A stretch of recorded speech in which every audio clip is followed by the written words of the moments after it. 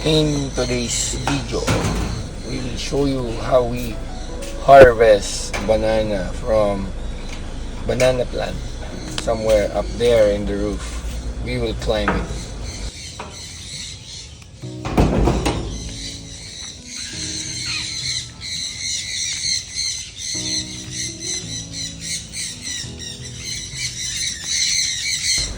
The nice thing about having your own fruit plants in the backyard or in the aviary is that it's easily accessible to us bird keeper.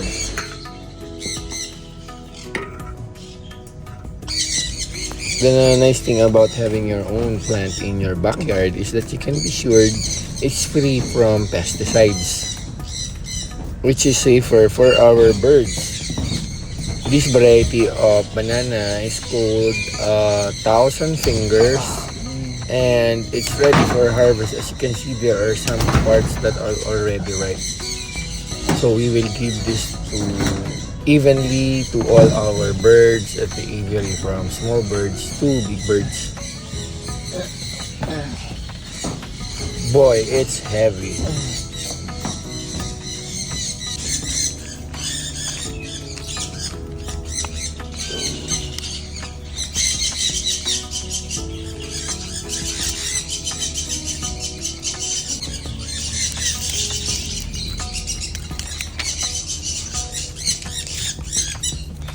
Since our sun conure can see this fruit, so we will give them first.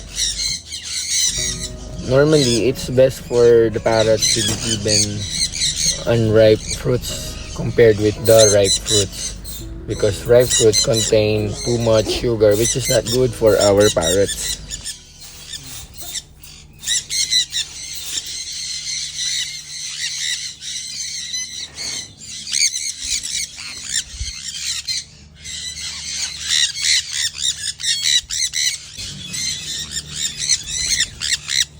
We also put banana up there as enrichment. For this bunch, we will give it to our sun conures, Indian ringneck, and in the flight cage. Also, our gala from Australia are used to eating unripe bananas, especially our Indian ringnecks.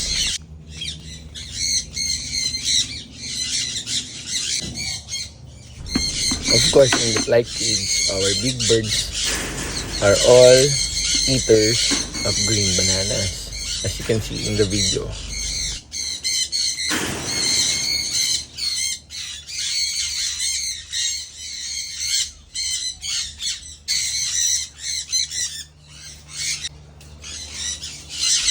This one we will give to the flight with all the bird sizes, from small birds, medium, and big birds.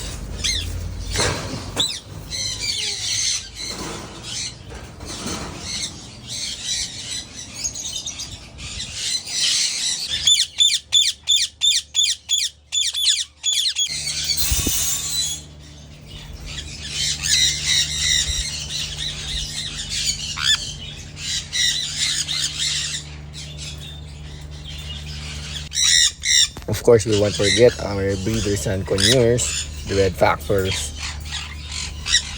And of course, let's not forget our big birds at the backyard garden, like the umbrella, the clectus, and the sulfur.